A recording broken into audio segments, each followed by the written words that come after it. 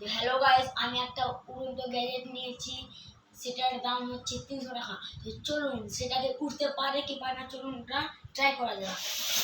এই যে, আরে বাস, হেলিকপ্টার!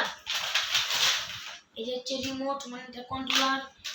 এই যে আমাদের হেলিকপ্টার, এর হচ্ছে চার্জার কেবিল। তো এটা থাক। তো আমাদের এই হেলিকপ্টার উঠতে পারে কি পারে না, চলুন দেখে নেওয়া যাক। কন্ট্রোলার এতে আবার দুটো ব্যাটারি চাই। আরে এবার সব কিছুতে যদি দুটো ব্যাটারি চাই তাহলে তো আমি তো ভিখারি হয়ে যাবো।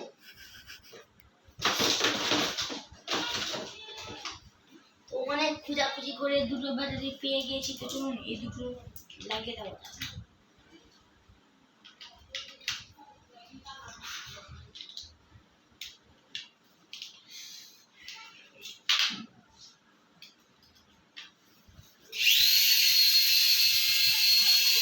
দেখতে পাচ্ছেন হেলিকপ্টারটা সুন্দর কি সুন্দর উঠছে।